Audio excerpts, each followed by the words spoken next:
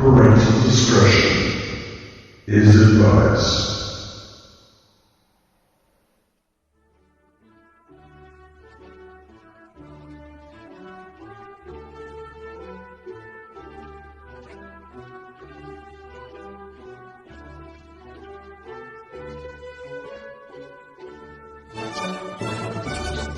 And welcome to the Liam Scheff Show on UCY TV and Truth Frequency Radio. Tonight we're going to run an interview with Tim Freke. I'm not insulting the guy, he's an author. Timothy Freke is the best-selling author, co-author of many books, including the Jesus Mysteries. This is an interview I must admit that I recorded last year in 2015, in probably the first half of the year, maybe the first quarter, first third. And I am the laziest person on earth. There's no excuse. No excuse at all.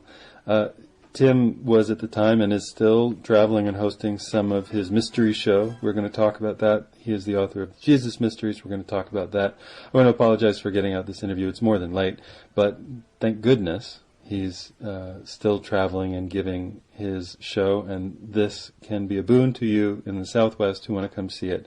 Let me read to you a little bit from his web biography because I think it's charming. That's why.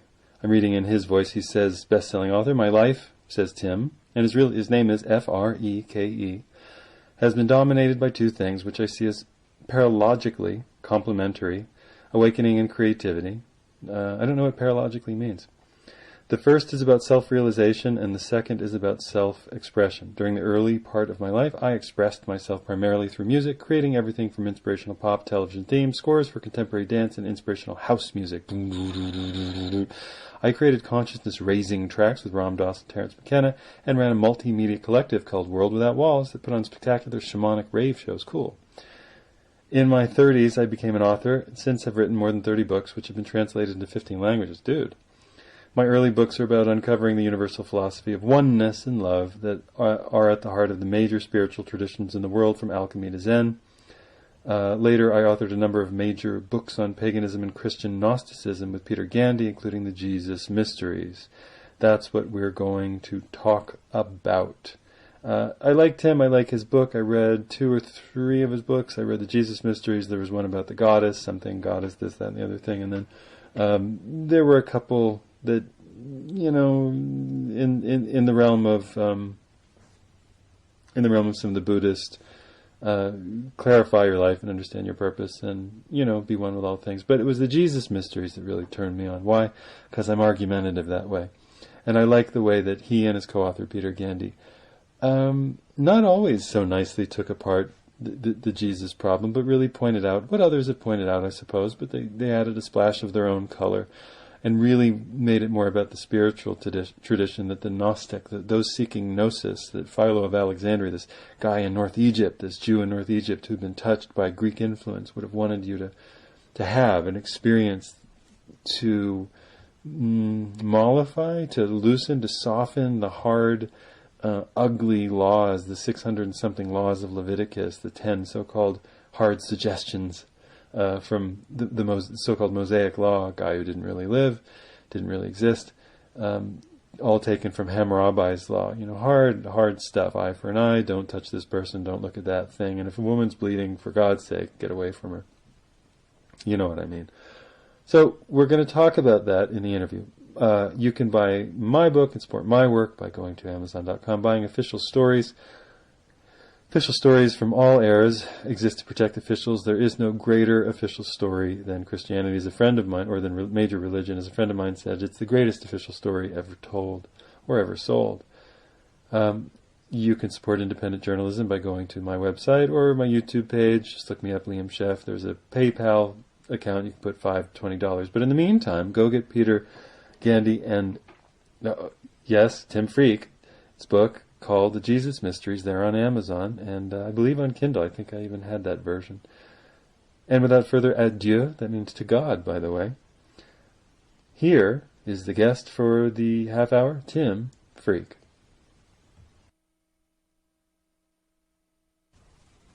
You're listening to the Liam Scheff Show. I am your self-same host, Liam, and we have on a guest who I've been wanting to have on for a while, and no, I'm not hurting anybody's feelings. His name is Tim Freke. I've said Freke. I've said Freke. But it's Tim Freke, and he's a very nice guy. He's written with a cohort, a couple of very nice books, talking about this mysterious figure. And really, I think the series of movements, very much like Carrie Bradshaw is not a real person, but she represents real people. I think that we're going to talk about Jesus again. Tim, welcome to the show. Thank you. It's a delight to have a conversation with you. So let's talk about your experience and versus the experience of the ancient Greek Jewish philosophical movement. Like I said, there's no real single Carrie Bradshaw, but there are a lot of women who feel in one with Carrie Bradshaw of Sex and the City. You know, there was Candace Bushnell who wrote it, and she was real, and then she transmogrified some of her real-life experience. And if you're wondering, am I really comparing Carrie Bradshaw with Jesus Christ? Not really, but as a literal figure. It's brilliant. It's a brilliant analogy, and yeah, just super. I hadn't thought of approaching it like that. Well, it's great. Yeah, think of me when you use it. I will. It's brilliant. It's brilliant. It's just right. Because what you see with all of these characters, it's like when people say to me, you're really saying that there's no Jesus, that Jesus is a literary figure. And I said, well, you know, you don't go looking for the real Hamlet, but it's still a work of genius. It doesn't affect what the content is. It's about it's not meant to be understood in that way. It's meant to be understood as an allegory. The simplest way into explaining the idea of there not being a historical Jesus, I think, is to just say, look, we're all familiar with the Gospels, and we're familiar with, say, the parables that are in them, like the Good Samaritan, for example. But if I told you now, oh, look, I've done some research, and Liam, and there is no Good Samaritan. It was just, he's a made-up story. You'd go, of course. Of course there's no Good Samaritan. That's not the point. It's a parable. It's a teaching story. You don't expect there to be a real Good Samaritan. That's not the issue. Once you get it, you see, the whole of the Jesus story is a miraculous tale. It's all a parable. It's never meant to be taken as history. Now, I've taken the audience through the Jesus stuff from many perspectives. I liken, and it irritates some of my Christian friends, but I liken the four stories that are the Gospels to essentially sequels or remakes, because we're very familiar with remakes now. We have Spider-Man and the Amazing Spider-Man, and they're going to remake Spider-Man again. And there are always threads, and people get this. I mean, they're remaking, essentially remaking Star Wars or adding more to it. When these stories are written, the political context in which they are reborn colors the telling of the story. So originally Peter Parker was a radioactive accident, but then that wasn't so occurrent, and so it was a genetic modification, and then later it was just some, weird eugenics experiment. So you keep modulating the characteristic of the hero, but you always have the hero. And Jesus, or Yeshua, or whatever you'd like to call him, as you talk about, and we've had on David Fitzgerald, and I've read through a lot of other work, and some of it on the air, but you talk about it in Jesus Mysteries. The origin point was a movement, which I think is what you're going to be emulating and bringing forward. And I'd like to know how accurate are you trying to be to what you can glean from the old Gnostic movements, and are you looking at Philo of Alexandria, or where are you going for this? I know that's not even a question. Let me make it a question now. No, I got it. I've got it. That's really good. Okay, that's really roll good. with it. Well, look, firstly, Liam, I've got to say I love the way you think about this, because I think it's the key is to see, look, in the modern age, we are very, very different to the ancients, and we should never miss that. And we're not very different, and we should never miss that. And we need to get both. So by the analogies with Spider-Man and things like that, I think is a great way to see how, one that I often use is The Matrix, or any of those sci-fi films. You can see, if you know your sci-fi, you can say, oh, they've taken that from there, and that from there, and that from there, and they've created something new. Well, that's what in the ancient world people did with mythology. So with the Jesus story, what we did in the Jesus Mysteries was just went through and went, well, they've taken that from there and that from there, and this is where they took the 12 disciples. That, you get that in the Mithraic Mysteries, and this is where you get a guy who's crucified and rises again. You get that in the Mysteries of Dionysus, and this is where the Son of God comes in. In fact, that's in all of them. And you see you see across the whole of the ancient Mediterranean, these different versions of the mysteries, all of which have a dying and resurrecting God-man at their center, whether he's called a Serapis or Osiris or Dionysus or Adonis or Joshua or Jesus. These are the same figure, which has gone through all these different permutations. So in response to that bit of what you were saying, I think that's the key thing to get, is that they were doing the same as us in a different context, and it really is growing.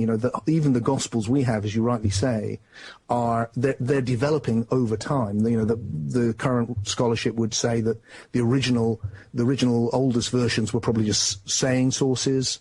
Often attributed to Sophia rather than Jesus, because Sophia, the philosopher, the lover of Sophia, is the mouthpiece for wisdom, the goddess.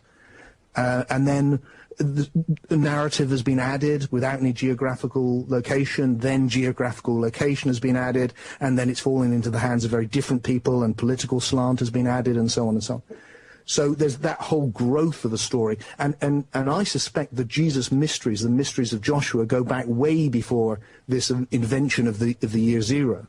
They could have been developing for 100, 200 years before that, around Alexandria, probably with someone like the Therapeutai, groups of Jewish, Gnostic, pagans, crossovers, Pythagoreans, but also Jews, immersed in this eclectic culture, which we mirror.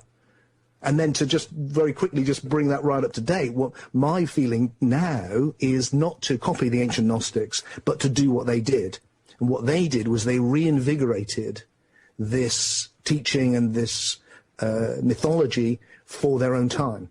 And so I feel my job today is not to pretend to be an ancient Gnostic, but to rather take the essence of it and find a way that we can grasp that in our 21st culture and have the same awakening, but through a modern means.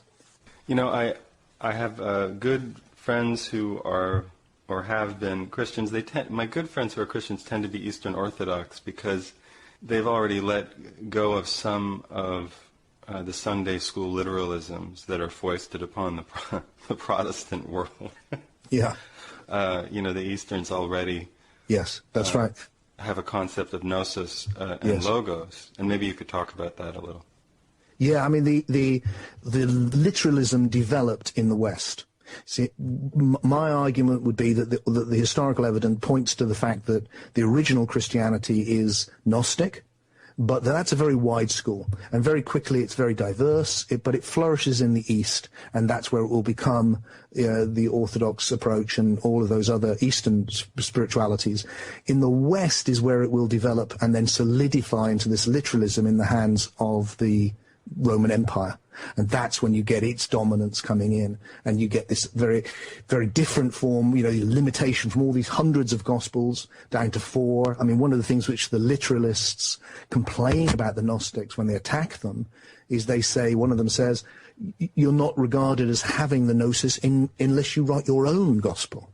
So no wonder there's so many. It's because it's expected, well, if you've really got the gnosis, Liam, then you'll write your own version of it, because that will show that you've really got it. And that's a very different approach to the Sunday school approach of, these are the words of Jesus and this is what happened. But the thing, just one other thing I'd like to tag on to it, which again, it always feels important to me, is that this approach to Christianity doesn't take anything away, really. It adds something. Because if you are a literalist, it always makes me smile, but if you are a literalist, you have a particular version of Jesus in mind. And if, he might be a nice pacifist Jesus, or he might be a revolutionary Jesus, or he might be a Jewish rabbi Jesus, or he might be a Buddha who happens to have been born in Israel, or he might be an avatar if you approach it like a Hindu, or, he's another prophet if you approach it like the Muslims. There are all these different Jesuses. But if there was a real Jesus, you must face the fact that your Jesus is probably not the real one. You must face the fact that probably yours is a fantasy Jesus, and he might turn out to be someone you didn't like. Whereas if you take this mythological and Gnostic approach, it's absolutely right that you should have your own Jesus, because he is a representation of your own divinity. And you will come to it via your own, as Joseph Campbell said, your own mask of God. So rather than it taking something away, it actually allows you to have a personal relationship with Jesus, which is real, because it's relating to the divine via this mythological persona. Whereas if you've got a literal Jesus, and you're actually going to be rigorous with yourself, then you have to face the fact that probably you're relating to a fantasy. Let me say that I concur with that to depths that I'm not sure I can explain in short words.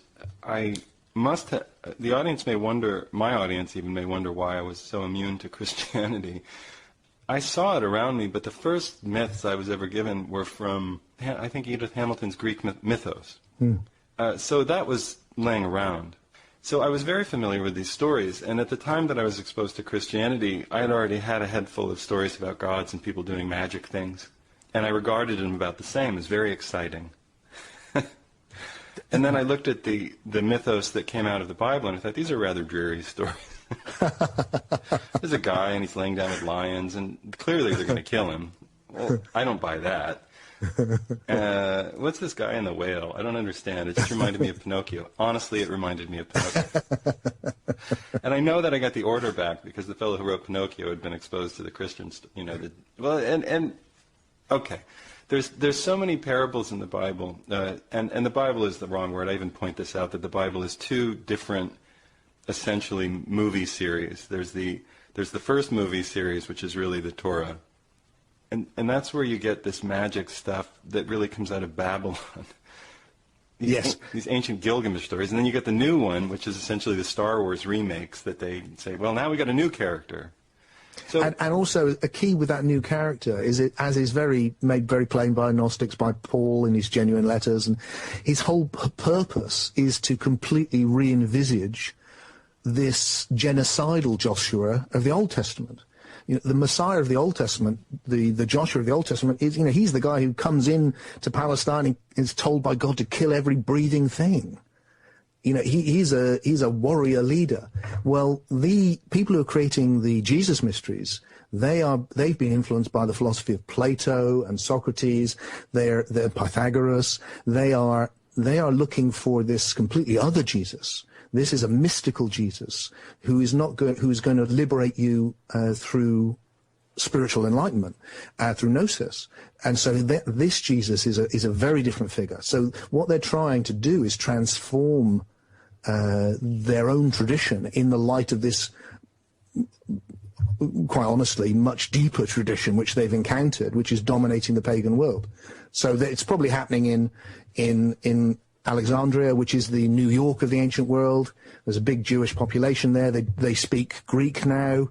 They're reading their own books in Greek. They're writing what we call the intertestamental texts, which are a mixture of Jewish mythology and Greek Egyptian mythology. And from that comes this fantastic story of a carpenter who is the king, the sacrificial king, because he is full of love and brings this wonderful message of forgiveness and loving even your enemies into the world. This radical message, which flies in the face of all the religious authorities who go out to get him. But his message is so pure it comes through and offers a chance for resurrection, which in the Greek is the word means also awakening. So I mean, it's a wonderful story. And I want the audience to pay attention. What Tim is talking about, what I've spoken about, is this history, this actual history. So if you go to the history of Egypt, and you go to the history of Greece, and you go to the history of the area, the Levant, called Palestine, there are these histories of the Greeks essentially taking over ownership of Palestine against the will of the people who are there. The varieties of tribes of people following the Torah, the Pentateuch, these apocryphal books, these things that were written, they even tell you, Deuteronomy, not written by, but a second, an imitation of things that aren't written by actual real people, but are representative of long periods, and old forgotten Gilgamesh tales. And, we don't think of the Odyssey as an actual history, but I still love the Odyssey. I think that a lot of people probably regarded these old tales as being very important. Whether they actually regarded them as being totally literal, I don't know if anybody can say. I think one of the things which we have to bear in mind when we ask that question, and I've often asked myself that question, and I don't know the answer really, but what I do feel is that we mustn't project our modern notion of history onto the ancient world, and that when you read like Herodotus or when you read ancient history, it's not like modern history. And so the whole concept that we have of a division between fact and fiction is not there in the same way. Right. They're just not thinking in those ways anyway. But I do think it's important now as moderns to look back and go, look, the stories which make up the Torah, the Old Testament, these are not history either. The biblical minimalists, especially the people in Israel itself who've really gone right into this. I mean, that there is no historical evidence for any of this. We need to get the fact that what we're dealing with here is stories which have been developed much, much later than they claim to be, which are being created for political purposes in terms of the Old Testament, largely, to justify an establishment of a state which needs a foundation mythology. It doesn't succeed, but that's what it's trying to do. I like to point out when I talk about this that different geographies will breed different psychological effect or a different mentality or even a different mythos. So if you have, and really a herding culture, as has been pointed out by the anthropologists now, will create a very different ethos than a foraging culture. Let's say a rainforest foraging culture where food falls from trees and is found aplenty will have a much more what we would call liberal ethos than an animal driving culture in a desert area with some oases, but in a more difficult area that's plagued by, intertribal war, even with people of their own type, of their own religion. And I do regularly point out that we've inherited the herding, warring culture, and that it's at odds with a primary note in our being, which I think it tends to want to be more convivial and cooperative. I see most of the problem in the Western project is that we live on this strange dividing line between one kind of inheritance and a deeper inheritance, but that's maybe... Yes, and another echo of that same thing. It's a kind of different point, but it's similar, that I have a real sense of a schism in the Western soul.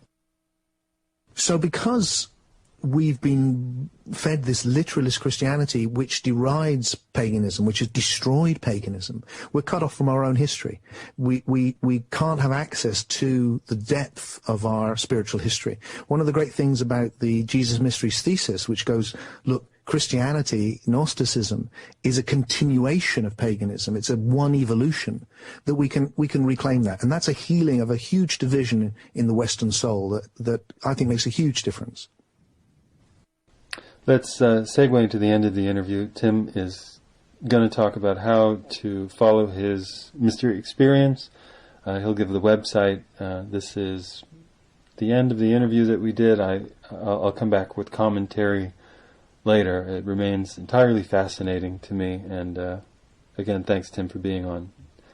You've obviously been familiar with the books I've done on Gnosticism. I've done a lot of books, actually, on most of the world's spiritual traditions, and they're all about this gnosis. They're all about this experience of deep knowing, of awakening to something which is our deeper identity, which is something which has fascinated me, Liam, all my life. That's been why I've ended up writing books and studying history and all the rest of it.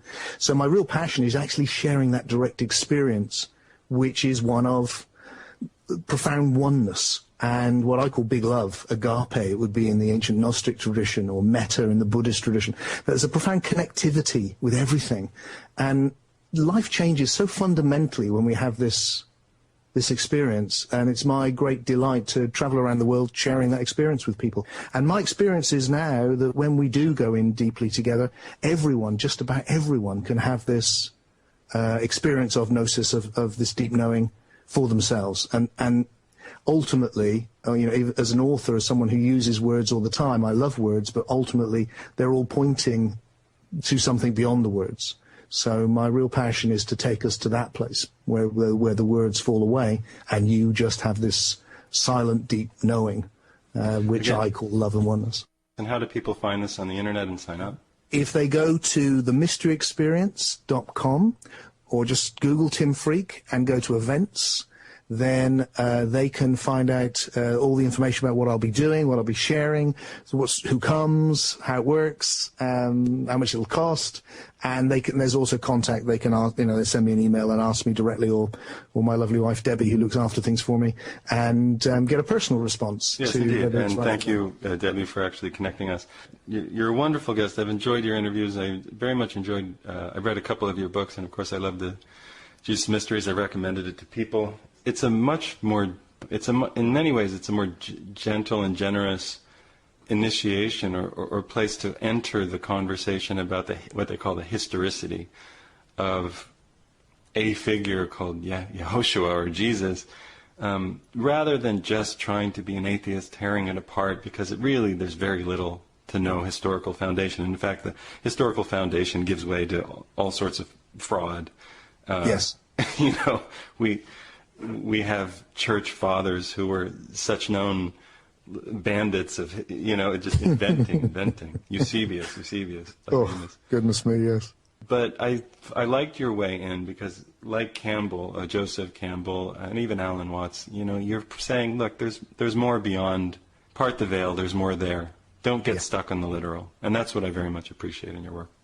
Oh, well, I'm delighted, Liam. It's been great to have this conversation with you, and I'm so pleased to hear that it's reached you and touched you in that way. It's perfect. Very, very enjoyable.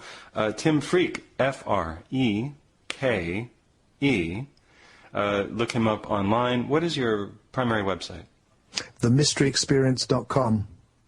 TheMysteryExperience.com. That'll be in show notes. Tim, thanks very much. It's a real pleasure. And we'll be back on UCY TV and Truth Frequency Radio.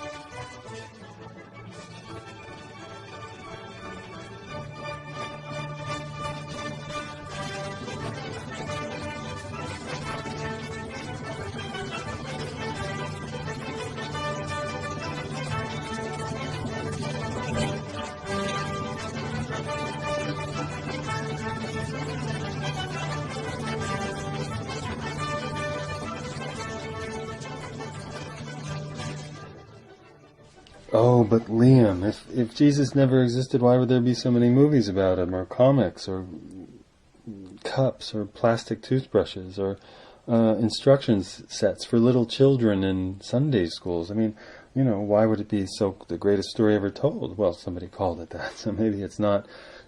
Maybe that's just good advertising. Maybe it's good PR. If Tim is telling the truth, if what Tim and other researchers, D.M. Murdoch, let's see. Well, sorry, there's an entire raft. David Fitzgerald. There's such a long list of people who've now weighed in on this from various, psychological, spiritual, intellectual, academic, non-academic, occult, non-occult, astrological, non-astrological, purely historical perspectives, that the evidence that this is not an historical figure, but it is an historical amalgam of a movement, truly the Jesus movement, was that of the Hellenized, that is the Greek Jews, the Greekified Jews. So the Jews lived in, Palestine, Israel, what we call Palestine, Israel, and a couple of tribes. They had different gods. They had Asherah, and they had the god, wisdom. They had El in the south and Yahweh in the north. Or maybe I have that backwards.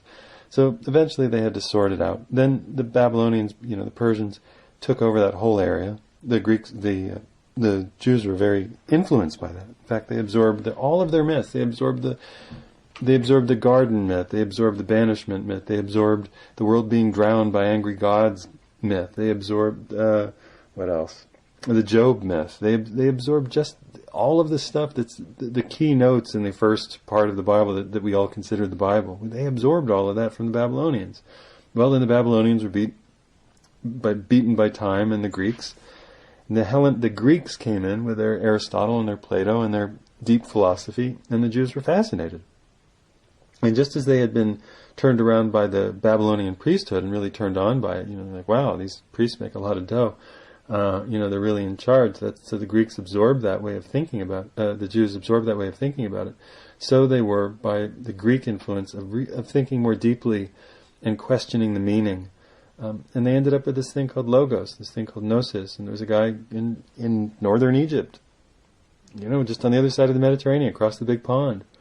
And he was a Jew, and he was trying to get people over that hump of, oh, fuck, all those Levitical laws, man, what a bunch of shit. Nobody's going to go for this. And he said, no, just find it in your heart. He was a New Age Jew way back when, and that's the guy who laid the foundation for the Jesus thing. And we'll be right back.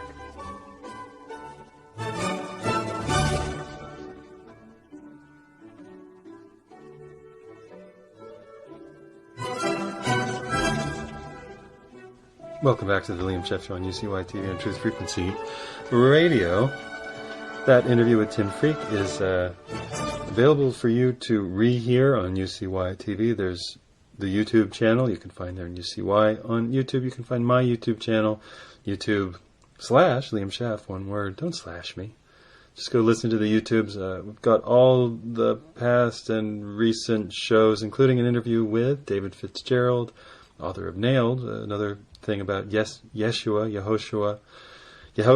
one who worships Yahweh, one who really loves or calls out to Yahweh. So even the name Jesus is kind of a cipher. It's encrypted. It's not really meant to be literal, perhaps. Tim Freke, that's his name. His next event is January 22nd in Sedona, Arizona. You can find that on his webpage, timfreke.com. Go to events. It's right on the front page, next event. So his page is easy to navigate. The event is right on the front. He says, friend, not guru, and I appreciate that. So, anyway, I know, you can say whatever you want. He's making money giving you this experience, but that's fine. He's done the study, and he can give you the experience, and you can go and see what you like. People seem to like it, and I guess he's a guy taking you through what he can assemble from the ancient past and taking you through it. I like his ideas, and I don't know, he's just a nice guy, so I'm okay with that. He's certainly not dragging you into the landmark forum, and there's always a little bit of mistrust. Well, he's making money. I know, we always hold that against people. Oh, look at Donald Trump. He's made money. That means he's a great president. But if somebody makes money and they involve spirituality, it goes against, well, what does it go against? It goes against the Sermon on the Mount, doesn't it?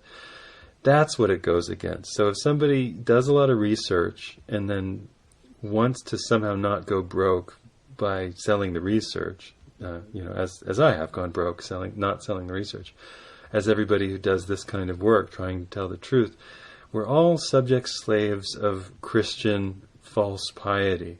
And that false piety comes mostly from this thing called the Sermon on the Mount. And that is what we're going to talk about in this. I'm looking at the clock. Just hold on. 2 minutes, 27 minutes. In this, 24 minutes and 20 seconds. Of the Liam Scheff Show on UCY and Truth Frequency Radio. So the Sermon on the Mount, you have to say, well, what is that? Well, did Jesus go to a mountain? I guess so. Well, there's a problem with that, because in the first thing that's written about him that's included by the bishops who carved what we call the Bible out of 70 stories and disregarded the ones that didn't flatter them. There's no Sermon on the Mount. There are all kinds of so-called wisdom sayings strewn through it wasn't the Old Testament at that point. It was the Torah, and then the books following the Torah, and then there were books of wisdom sayings that didn't make it into the final cut, that are in this thing called the Septuagint, or the book of 70, the collection of 70 stories. Over and over again, there's just stories and stories and stories. It's like people now, it's just like people now write bestseller after bestseller after bestseller, and Mary Higgins Clark and everybody else who writes mysteries keeps putting out shitty mysteries, and they keep putting out wisdom books, and I guess he passed away, but Wayne Dwyer, he keeps putting out books about how to achieve the real you by smiling a lot, believing in yourself, or whatever the fuck. There's always some new, The Secret, and then, The Secret to a Successful Relationship every year. The popcorn diet, the the butter diet, the whale fat diet, whatever. There's always a new thing coming out, just as there were pamphlets or papyri coming out in the ancient world and pamphlets coming out in the Victorian world. There were these papyri. A scribe would write something, or somebody would narrate something to a scribe, and it would be circulated, and there would be copies made. And then as, who's that theologian, Bart Ehrman says, then there were copies of copies and copies of copies. And if somebody wanted to add something, they'd get it written in the margin. There would be a marginal note, a note in the margin, right there. Butter, no, margin. And it'd be written right there in the margin. And then the next time they made a copy, that shit would be included in the thing that wasn't already there. And that's 1,800 years later, is what we call, well, anyway, the New Testament. It really isn't a testament at all. It's a bunch of political factions vying for each other to own this story. And the story that's owned is that Mithras, Hercules, wait a second, Perseus, anyway, a god that dies and comes back, who's the son of the main sun god, who really represents the mountain or the sun or something like that, celestial object, dies seasonally and then comes back seasonally. Gosh, it sounds a lot like a natural cycle, Earth cycles of harvest mixed with astrology, but that would be silly to suggest that people worship the sun and the cycle of plants on Earth that give them life. Why would we do that? No, of course we're going to worship something esoteric like the Holy Spirit, or a god-man burned to a virgin. But it wasn't a virgin, was it? No, that's a mistranslation from the Greek, from the Hebrew, meaning a young woman, and they chose the wrong word. So never was a virgin really meant to be entered. It was actually a mother and child, a woman who got properly fucked and gave birth naturally. But that's another story. Anyway, in the first one that comes around, which is really like a passion play, this Mark thing.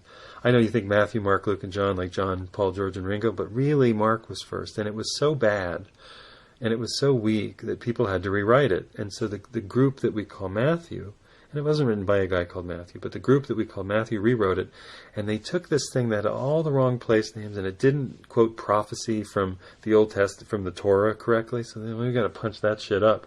So they punch it up all over the place, and they go, well, we've got to have the Jesus riding a donkey and a foal, and we got to do that, and got to have him born, and he's got to be a Nazarene. Whoops, sorry, we'll call it Nazareth. Whoops, it wasn't supposed to be Nazareth. It was supposed to be a Nazarene, which is like in a scene, but we screwed that up, so now we're stuck with Nazareth, which didn't really exist then.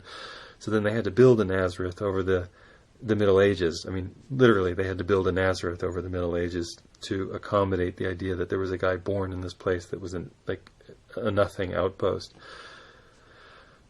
Anyway, in the first version, there was no Sermon on the Mount. But later, Matthew, who had to punch up Mark, needed it because you had to have all these old Hebrew, Old Testament, it wasn't called the Old Testament, it was the Torah. They had to have all these wisdom sayings that related to Messianic Judaism that says there'll be an heir to King David and all of this. You've seen it all before. It's like a callback, like in the new Star Wars movie. There's Han and Chewie, and they play chess again like they did with Luke, and they go to a Death Star, but it's a planet Death Star, and there's a young person who discovers that she's more maybe related to a more powerful Jedi person, and then it's all been done before, but they change it enough. And that's what the audience really likes. So here's the Sermon on the Mount thing. Now it gets weirder, because in the next one, there's this Matthew group writes this thing, and they put in all this Hebrew messianic shit. The world's going to, come, and all the stuff that was prophesied and, predicted in these old crazy stories from 600 years ago. Oh, they're coming true now. They're coming true. And they attach them to this story. So it's a major rewrite. Well, nobody expected the Mark shit to be read again. They just, the Matthew people thought ours is the story. Well, then somebody else came along and they said, well, that's too Jewy for us. That's way too Jewish, and you're going to alienate a lot of people with all that shit. So this Luke guy came along and he rewrote that. And so in Luke, there's a sermon on the plain, and it's a lot shorter and it's a lot different. Let's go, I don't know how much time I'll have to do all of it. Let's go through some of the Sermon on the Mount. When he saw the crowds, he wanted to get the fuck away from them. So he went up the mountain, and after he had sat down, his disciples, the 12, like a zodiac around a solar deity, right, came to him. He began to teach, saying, "Blessed are the poor in spirit, for theirs is the kingdom of heaven." In other words, poor in spirit, not even poor in wallet, just fuck you. Blessed are those who mourn, for they will be comforted. By what? Maybe by their tears. Blessed are the meek, for they will inherit the land. When? When will that happen? Blessed are those who hunger and thirst for righteousness, for they will be satisfied. By what? Their hunger? Is this Siddhartha? Blessed are the merciful, for they will be shown mercy. By whom? Blessed are the clean of heart, for they will see God. In a delusion because they're hungry, or their heart is clean? I'm confused. Blessed are the peacemakers, for they will be called the children of God. By whom? Blessed are they who are persecuted for the sake of righteousness, for theirs is the kingdom of heaven. All right, this is the old Jewish thing. The Jews lost and lost and lost and lost. They lost and lost, and by the time these Jesus stories got around, the Jewish temple had been destroyed, and Jerusalem had been destroyed, and by 135, essentially all things relating to Jews had been destroyed, and they'd been subsumed by the Roman Empire. So they're writing a new history of Judaism that says, never mind the Jewish thing about the Messiah's coming back, we're happy to be poor, also to render unto Caesar that which is Caesar's, and we no longer want a military overthrow of our rulers. We're just going to blend in. In other words, be poor, shut the fuck up, and get along with people. Get it? Teachings about the law. Now, this is exactly the bit for the Messianic Jews. Do not, and what is the law? The law is Leviticus. And Leviticus is 600 and something items long, and it's like, if you don't cut your hair and square it, and don't cut your hair if it's long if you're a woman, and if you're having menstruation and you're a woman, go sit under a rock and don't come out. And if you're a man and you lay with another man, we're going to kill you. And if you're and you lay with somebody else's property, aka his wife, we're going to kill you. Or you can just pay him a little money. And if you rape somebody, we're going to kill you. But you could also just pay the father for her, because that's what we think of women. Oh, hey, it's Leviticus. Go look it up. And also no tattoos. Take that, America. Take that, Merca. Teachings about the law. Do not think that I have come to abolish the law or the prophets. This is a shout-out in Matthew. This is a shout-out. This is to all the super Jews. I have not come to abolish, but to fulfill. In other words, hey, everybody who's still a Jew out there, hey, you can buy into this Jesus guy. He's totally down with your Levitical craziness. Amen, I say unto you, and till heaven and earth pass away, not the smallest letter or smallest part of the letter will pass from the law. If you're a true believer in this fundamentalist shit he's saying, hang out with us, we're fine. Therefore, whoever breaks the least of these commandments and teaches other to do so will be called least in the kingdom of heaven, but whoever obeys and teaches these commandments will be called the greatest in the kingdom of heaven. In other words, suck Levitical cock. It's all there for you. Don't get away from Leviticus. Teaching about anger. You have heard that it was said to your ancestors, you shall not kill, and whoever kills will be liable to judgment. Of course, you can kill any animal and kill anybody who's not a Jew and kill anybody or circumcise them if you don't, you can kill a lot of people, actually, according to the ancestors. You can kill everybody if they don't agree with you. But here's Yehoshua, the splinter of Yahweh. But I say to you, whoever is angry with his brother will be liable to judgment, and whoever says to his brother's raka, or go screw yourself, will be answerable to the Sanhedrin, which is like the FBI and the local sheriff's department rolled into one. And whoever says you fool will be liable to fiery Gehenna, which is a shitty valley that they threw stuff away in. In other words, it's a very specific place that sucked. In other words, don't be angry at anybody. Don't be angry at anybody. Okay. You have heard that it was said, you shall not commit adultery. But I say to you, everyone who looks at a woman with lust has already committed adultery. If your right eye causes you to sin, tear it out and throw it away. Thanks. Fuck you. Don't look at beauty. Beauty is horrible. It is better for you to lose one of your members, than to have your whole body thrown into Gehenna. And there's Gehenna again. Screw that place. And if your right hand causes you to sin, cut it off, throw it away. It's better for you to lose one of your members than to have your whole body go into Gehenna. So this is taking the old Babylonian eye for an eye, tooth for a tooth, eye for an eye thing. If you hurt somebody else, now it's if you find anybody sexually attractive, go fuck yourself. But don't, because you'd have to kill yourself. It was also said, whoever divorces his wife must give her a bill of divorce. But I say to you, whoever divorces his wife, unless the marriage is unlawful, causes her to commit adultery, and whoever marries a divorced woman commits adultery. This is some crazy, stupid shit. This is not something that a sane person would want to follow. This is bizarre. This is making you a slave. Follow the letter of the law. Be as Levitical as you can be. This is the sermon. This is the so-called Sermon on the Mount that people talk about Jesus loving. Do you feel any love in there? Love of enemies. Here we go. You have heard it said, you shall love your neighbor and hate your enemy. But I say to you, love your enemies and pray to those who persecute you. Excuse me? Doesn't it sound like the last whimpers of a defeated people, which is exactly what the Hebrews were, the ancient Jews were after 70, so-called 70 AD, after Jerusalem was destroyed, the temple rent, lit on fire, the whole cast of Jerusalem either put into slavery or marched up to Rome to build a testament to their failure. This isn't the cry of a defeated, of a defiant people. You shall love your neighbor and hate your enemy. No, you shall love your enemy and pray for those who persecute you. This is the self-manipulative Stockholm Syndrome cry of a destroyed people. This shit was written after the Jews were destroyed in 70, and again in the 90s, and again in the 100s, and again by 135. This stuff was written after the beginning and maybe the middle of the obliteration of Judaism. This is a cry saying, no longer shall we defy the people who hurt us. We're going to be nice.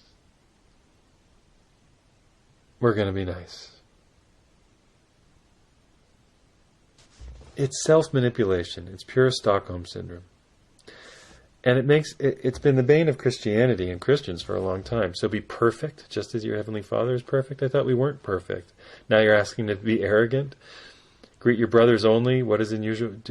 None of it makes sense. It's all self-contradictory. Now, you want to get even weirder? Let's go to Luke. Now, Luke wanted to get rid of the Jew. Luke was the beginning of getting rid of all Judaism. It was the beginning of great, what we call anti-Semitism in the Bible. And John was the culmination of great anti-Semitism. So no longer are we on a mountain away from everybody, but we're down on a level plain. He came down, this is from Luke, which is written, however long, either before or after, but it's from a different political group. And the argument is anti-Jewish, essentially. He came down and really what we call pagan, or like people who worshipped Egyptian and Greco-Roman gods. He came down and stood on a level place. Now we're no longer on a mountain, with a great crowd of his disciples and great multitude of people from all of Judea, Jerusalem, and the coast of Tyre and Sidon. In other words, Sidon. So he's surrounded by people. Here he tried to get away from people. In the previous one, he tried to get away from people. Now he's surrounded by people. And the crowd tried to touch him, and power came out from him and healed all of them. So kaboom! It's like a Pokemon moment. Punch! Pikachu! Then he looked at his disciples and said, Blessed for you who are poor, for yours is the kingdom of God. Blessed who you are hungry, for you will be filled by whom? Blessed who you weep now, for you will laugh. Blessed are you when people hate you, when they exclude you, revile you, and defame you on account of the Son of Man. Son of Man? In other words, the Son of Woman?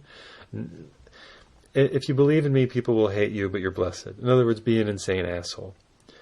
Rejoice in the day and leap for joy. Hey, everybody hates me. For surely your reward is great in heaven. Don't worry about earth. That's why they do exclude the Gospel of Thomas. In the Gospel of Thomas, the disciples or apostles say to him, hey, dude, Yehoshua, when will the kingdom of the Father come? And Jesus says, kingdom of the Father, what are you talking about? It's not going to come. It's here on earth now, and you don't see it. In other words, this is where you make your heaven. No. You can't have that in Catholicism or Christianity. This life has got to be shit-stained horror. Don't have sex. Don't enjoy anything. Let people treat you like shit. But that was a reflection of what was happening to the Jews who were writing this. This had happened to them, or they had seen it happen to other Jews in Jerusalem who had been destroyed. And they were saying, you're going to be treated like shit, and you better not fight it, and you better go along to get along with a great, powerful Roman Empire. That's what is this message. Woe to you who are laughing now, for you will mourn and weep. In other words, the Romans seem to be winning now, but you can spitefully, narcissistically, passive-aggressively know that eventually they'll suffer. You can tell yourself that, which is what Christians do when they go and pray for you. I'll pray for you. Fuck off. Woe to you when all speak well for you. You pray for you? Why not have a conversation with people and stuff? and really be of comfort to them and of use to them. Listen to what their actual needs are instead of going and praying to your anxieties. Love enemies. But I say to you that, listen, love your enemies, do good to those who hate you, bless those who curse you, pray for those who abuse you. Excuse me? How about get the fuck away from those who abuse you? But the Jews couldn't do that. They had been fighting the abuser, and they had lost. There had been rebellion after rebellion. It had been put down like putting down a dog. The Romans just, they brooked no opposition after a while, and they slaughtered the Jews over and over again. And then I don't know, look up Masada, look up the destruction of Jerusalem in 67 to 70 AD, look up 135 AD Jewish, the destruction of all Jewish outposts and towns. And it goes on and goes on. Do not judge, for you will not be judged. Do not condemn, and you will not be condemned. Really? Well, that's hopeful, but I guess it happens, if you're non-condemning, you can still be condemned, and if you're non-judgmental, you can still be judged. And in fact, if you don't have any street wisdom about you at all, you'll probably be left by the side of the road. No good tree bears bad fruit. Really? And again, no bad tree bears good fruit. Really? For each tree is known by its own fruit. That's ridiculously stupid. Crazy people occasionally have good moments, and really sane people occasionally have bad moments. What is this? This is mental gymnastics and gyrations meant to drive you out of your head. Again, these are ancient lessons that have been sort of interpreted, misinterpreted, and put here in these sermons that don't really match each other and don't make much sense. So when people tell you that Jesus was about love, you can say, are you a good tree or are you a bad tree? Here, let me punch you in the face, because I'm sorry, we forgot about that one. You have to turn the other cheek. If anyone strikes you in the cheek, this is from Luke, offer the other also. Excuse me? How about get the fuck away from the guy punching you? But the lesson again here is for the Jews who lost. They're just trying to reconcile themselves with the fact that they lost. They're slaves. This is self-punishing behavior. They're encountering Stockholm Syndrome straight on. And from anyone who takes away your coat, do not withhold even your shirt. So if they come to rob you, offer them even more. Maybe that's what we did wrong. Maybe we fought them. Maybe we should give them even more. Give to everyone who begs from you. Everyone. And if anyone takes away your goods, don't ask for them again. Hey, steal from me, everybody. Do to others as you would have them do to you. Well, in other words, treat others as you want to be treated. Or better yet, treat others with kindness and respect. Treat others with the kindness and respect with which you hope to be treated. Because if you want to be treated like shit, you might treat others like shit. So even better, treat others with the kindness and respect you hope to be treated. The rest of this doesn't make any sense. Love your enemies, do good and lend, expecting nothing in return. Why not? Aren't we a tribal society that builds goodwill relationships through, how do I say this, reoccurring barters and trades by which we build trust with other people, that their deals are good deals, that we can rely on each other in a pinch? None of this makes sense. Now, throughout these so-called testaments, which aren't gospels, which aren't gospels, they're stories, and they're assembled stories. You have this character called Yehoshua, and eventually Yesu in the Greek, and eventually Jesus by the 17th century and never before, saying all kinds of things, things that don't make any sense at all. Allow yourself to be victimized constantly, but if they come at you, I'm not telling you to put down a sword, go get a sword. And if it's just a series of endless contradictions meant to make people who got their asses kicked by the Romans feel a little better. It's the nonsense of people going through Stockholm Syndrome. That's exactly what it is. It doesn't make any sense otherwise, because it's not advice for a living. It's not about loving people. As somebody, a very nice person, by the way, who was arguing with me on Facebook about the existence of Jesus, she didn't really come back with any historical stuff, because there is no really good historical stuff. She came back with, I put everything through the filter of love. And I said, well, Jesus isn't about love, actually. Jesus is a tool used by different factions of late Greco-Hebraic thought, and then later Roman imperial thought, to forward a variety of agendas, and those agendas were always different. And you can tell they're different by looking at Mark versus Matthew, Matthew versus Luke, and Luke versus John. None of these were written by any particular author. They're all assembled by groups of people, all group churches or cults, all forwarding their version of the way they want this to be seen. It became popular with the lower class, obviously, because it's about being poor and that you'll get your reward afterward. And that lower class infested the military.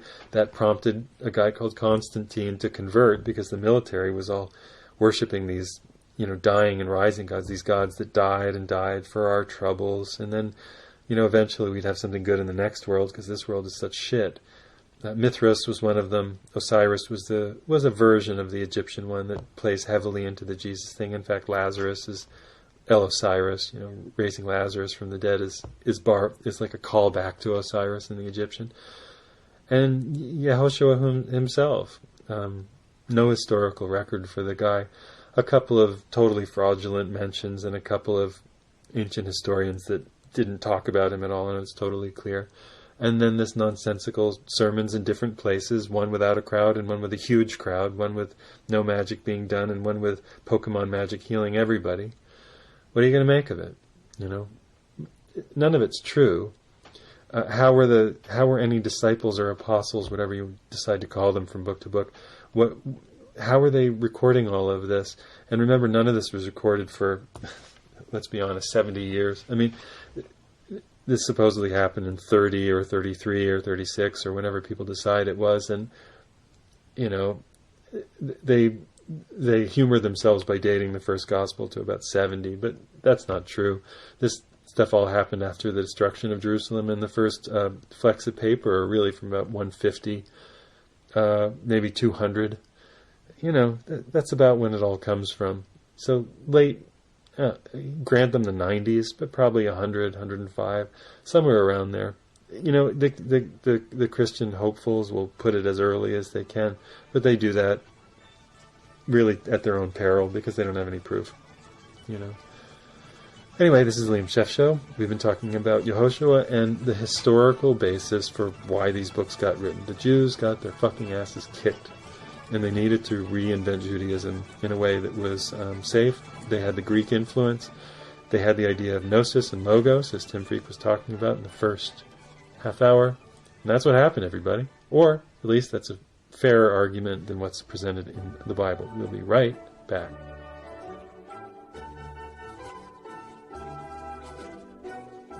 Wow, Liam, what an interesting take on history. How did you develop such a thought? Well, I read a lot, and then I thought about it, and I read more, and I thought about it more, and I read more, and I thought about it more, and then I lived a lot and thought about how people respond in so many situations, and then I read more and traveled more and thought about it more and met people from many cultures and began to understand human psychology in a larger movement. I also don't... Liam, but don't you believe Jesus was a real person? Expecto Patronum. I don't believe in wizards. Do you? Really? Thank you very much for listening. I want to thank Tim Freke for being on the show and for his months of patience. I'm sorry, Tim. But thank you very much for that wonderful interview and for your wonderful work, for writing those very interesting books that I have enjoyed. Jesus Mysteries is now a decade or more old, but he's got books, new books out. You can look him up on Amazon.com or his webpage, timfreke, Freke.com. You can support this author by going to Amazon.com and buying Official Stories. 10 chapters, 11 chapters, 10 topics, CIA, JFK, vaccination, 9/11, HIVology, HPV. What else do we have? Shakespeare, didn't write Shakespeare. Big Bang, first there was nothing which exploded, truly Christian idea. Maybe it's Hebrew. Actually it is. Plate tectonics, the Earth is expanding, but it's also contracting at exactly the same rate of speed. Hurrah, we don't have anything to worry about. Darwinism, life is an accident. Because the Christians are wrong, life has to be an accident. I mean, that's as far as Darwin ever really got. That's the summation of his philosophy. Anyway, you can check out that book. It's put forward as a series of arguments. The basic premise is that there's the official story, and then you go and find out what's been in the mainstream, what's been understood, and you see if the official story holds up.